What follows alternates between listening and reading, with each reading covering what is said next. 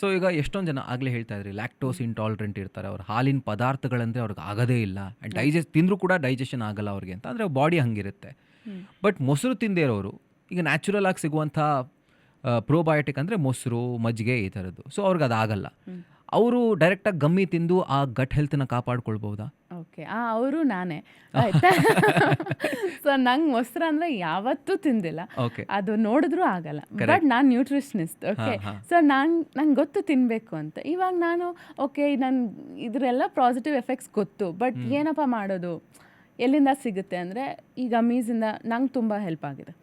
Okay, ಯಾಕಂದರೆ ಮೊಸರಿಂದ ನಮಗೆ ಸಿಗ್ತಿಲ್ಲ, ಸೊ ಅದರಿಂದ ಅಟ್ಲೀಸ್ಟ್ ಎಕ್ಸ್ಟರ್ನಲ್ ಬೇರೆ ಸೋರ್ಸ್ ಅಟ್ಲೀಸ್ಟ್ ಇವಾಗ ಸಿಗ್ತಿದೆ. ಸೊ ಡೆಫಿನೆಟ್ಲಿ ಅವರು ಒಂದೇ ತೊಗೊಬೇಕಾದ್ರೂ. ಕರೆಕ್ಟ್. ಎಸ್, ಓ ಸರಿ ನಾನು ತಿಂದೇ ಇಲ್ಲ ಅಂತ ಓವರ್ ಮಾಡಿದ್ರು ಮತ್ತೆ ಯೂಸ್ ಆಗೋದಿಲ್ಲ, ಅದು ಸ್ವಲ್ಪ ಡೇಂಜರ್. ಅದು ಡೇಂಜರ್. ಸೊ ಅಂಥವ್ರಿಗೆ ಇನ್ನೂ ಈಸಿ ತಿನ್ನೋದು. ಮೊಸರೆಲ್ಲ ತಿನ್ನೋರು ಒಂದು ತೊಗೊಬೋದು, just 1 pill or 1 gummy, that's okay.